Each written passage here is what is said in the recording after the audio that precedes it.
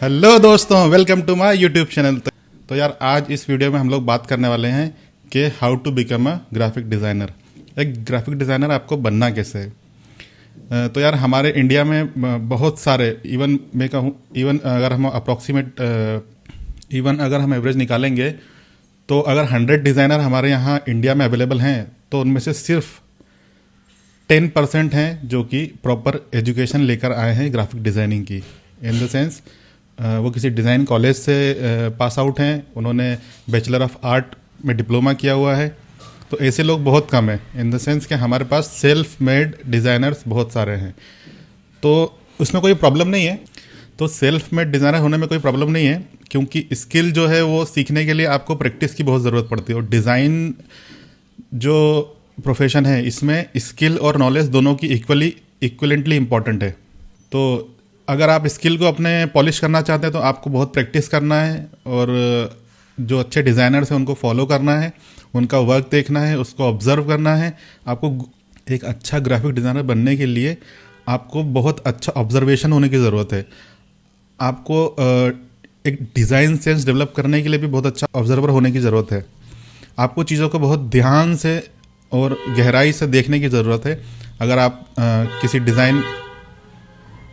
Design को देख रहे हैं तो आपको दिमाग में एक क्वेश्चन होना चाहिए कि ये फॉन्ट अगर यहाँ पे यूज़ किया हुआ है तो इसका पर्पस क्या है, या इसको इस पर्टिकुलर ट्रीटमेंट में क्यों यूज़ किया गया है, या इस तरह की इमेजरी यहाँ पे यूज़ की गई है तो इसको, या किसी पर्टिकुलर तरह की इमेजेस यहाँ पे यूज़ की गई हैं तो ये क्यों यूज़ की गई हैं, या इस पर्टिकुलर चीज़ को ही हाईलाइट क्यों किया गया है, या इसका जो हायरार्की है डिज़ाइन में कि हेडलाइन इतना बड़ा क्यों यूज़ किया गया है, बॉडी कॉपी इतना रीडेबल फॉन्ट साइज में ही क्यों यूज़ किया गया है, या विजुअल को इतना वेट क्यों दिया गया है, या कॉन्टेक्ट डिटेल को इतना स्मॉल क्यों रखा गया है। या तो इस तरह के जो बेसिक ऑब्जर्वेशन है, हमें एक डिज़ाइन को जब हम देख रहे हैं तो हमें उसमें ये ऑब्जर्व करना चाहिए डिटेल।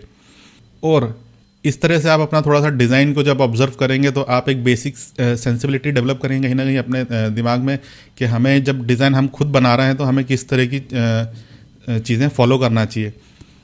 तो हमें किस तरह के फॉन्ट्स यूज़ करना चाहिए, हमें किस तरह के कलर्स यूज़ करना चाहिए, हमें किस तरह के लेआउट सेंस यूज़ करना चाहिए, हमें किस तरह की डिज़ाइन में हायरार्की यूज़ करना चाहिए, हमें किस तरह का डिज़ाइन में कॉन्ट्रास्ट यूज़ करना चाहिए, हमें किस तरह का डिज़ाइन में मूवमेंट यूज़ करना चाहिए, किन कलर्स से हमें किन कलर्स का क्या एक्सप्रेशन होता है, किन शेप्स का क्या एक्सप्रेशन होता है, लाइंस किस तरह से हमारे बिहेवियर को चेंज करती हैं, या स्क्वायर हमारे बिहेवियर में कैसे चेंज लाते हैं, या ट्राइंगल हमें किस तरह से इन्फ्लुएंस करते हैं। तो ये बेसिक शेप्स के भी डिटेल्स हमें समझने की कोशिश करना पड़ेगी। लेकिन ये सब समझने के लिए मैं अभी थोड़ा डिटेल में आ गया हूँ, क्योंकि अगर आप देखो तो मेरे पिछले जो लाइन्स है ये थोड़ा लेयर अंदर चले गए हम लोग। तो इन चीज़ों को समझने के लिए आपको थोड़ा एजुकेशन लेने की ज़रूरत पड़ेगी। इन द सेंस आपको प्रॉपर डिज़ाइन को पढ़ना पड़ेगा। आपको पढ़ना पड़ेगा कि कलर्स की साइकोलॉजी क्या होती है, शेप की साइकोलॉजीज क्या होती है, कम्युनिकेशन में जब हम कुछ कह रहे हैं तो वो किस तरह से ह्यूमन बिहेवियर को इफ़ेक्ट कर रहा है, या हम किस तरह से हमारे कस्टमर को हुक कर सकते हैं, हम ऐसा विजुअल कैसे क्रिएट कर सकते हैं जो कि सामने वाले के नज़र को एकदम इंगेज कर ले। और क्योंकि सबसे इम्पॉर्टेंट पार्ट है, जब भी हम कोई कम्युनिकेशन डिज़ाइन कर पा रहे हैं तो उसमें एक बढ़िया हुक होने की ज़रूरत है। इन द सेंस या तो वो कम्युनिकेशन इतना इंगेजिंग हो कि जैसे ही उसने हेडलाइन पढ़ी और वो उस पर कंज्यूमर है जो उस पर रुक गया, या तो विजुअल इतना पावरफुल होना चाहिए कि यार एक बार उस पर नज़र गई तो आपकी नज़र वहाँ पर अटक गई। तो इस तरह का चीज़ें डिज़ाइन करने के लिए ना कहीं हमें थोड़ा स्टडी करने की ज़रूरत है, थोड़ा पढ़ने की ज़रूरत है, डिज़ाइन की थ्योरी पढ़ने की ज़रूरत है, डिज़ाइन के प्रिंसिपल्स पढ़ने की ज़रूरत है, और कुछ अच्छे डिज़ाइनर्स को फॉलो करने की ज़रूरत है, उनका वर्क देखने की ज़रूरत है। तो बहुत सारे अच्छे डिज़ाइनर आपको बेहांस पे मिल जाएंगे, ड्रिबल पे मिल जाएंगे, पिंटरेस्ट पे मिल जाएंगे। तो उनको तुम फॉलो करो और उनके डिज़ाइंस देखो और उसको डीप एनालिसिस करो डिज़ाइंस को कि यार अगर ये ऐसा डिज़ाइन है तो ऐसा डिज़ाइन क्यों है। इन द सेंस इसको हम बोलते हैं, इसको रिस्ट्रक्चरिंग बोल सकते हैं, आप रिवर्स इंजीनियरिंग बोल सकते हो आप, कि जब आप इस तरह से रिवर्स इंजीनियरिंग करोगे किसी भी आर्टवर्क की तो आपको थोड़ा सेंसिबिलिटी डेवलप होगी, थोड़ा अंडरस्टैंडिंग डेवलप होगी डिज़ाइन की कि ये आखिर इस पर्टिकुलर तरह से ही क्यों बनाया गया है। इसको हर डिज़ाइन को बनाने के मिलियंस ऑफ वेज हो सकते हैं। एक पोस्टर अगर डिज़ाइन आपके सामने आप देख रहे हो, जो हो सकता है कि आपको बहुत अच्छा लग रहा है, लेकिन वो अकेला उसको बनाने का तरीका नहीं है, उसको कई तरह से बना सकते हैं और कई तरह के हुक उसमें हो सकते हैं, कई तरह के विजुअल्स उसमें हो सकते हैं, कई तरह के कम्युनिकेशन उसमें हो सकते हैं।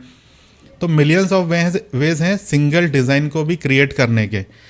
तो आखिर एक डिज़ाइनर अपने एक किसी डिज़ाइन में एक पर्टिकुलर डिज़ाइन को ही क्यों सिलेक्ट करता है, इसके पीछे बहुत सारी साइकोलॉजी बिहाइंड द सीन काम कर रही होती है। वो पहले ये समझ रहा होता है कि जो उसका क्लाइंटल है, इन द सेंस जो उसका यूज़र बेस है या उसका जो टारगेट ऑडियंस है, उसको क्या चीज़ इंगेज करेगी, ये बहुत ही प्रिसाइजली वो ऑब्जर्व कर रहा होता है। उसकी डिज़ायर्स क्या क्या है, उसकी अंडरस्टैंडिंग क्या है, उसका साइकोलॉजी क्या है दिमाग का, उसको क्या चीज़ें हुक करती हैं, क्या चीज़ें, किन चीज़ों पे वो ध्यान नहीं देगा, इन सब चीज़ों को समझने की ज़रूरत होती है एक डिज़ाइनर को।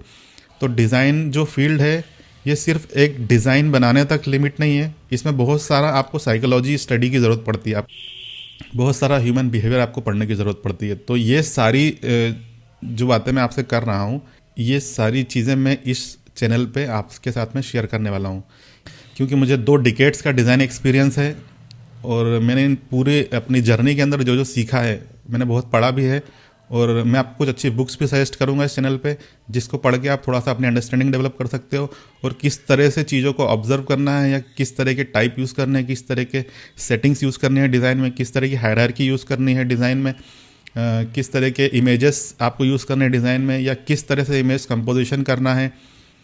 ओवरऑल मैं आपको कहूँगा कि मैं इस पर आपको पूरा डिज़ाइन अंडरस्टैंडिंग कैसे डेवलप करना है आपको वो सिखाने वाला हूँ।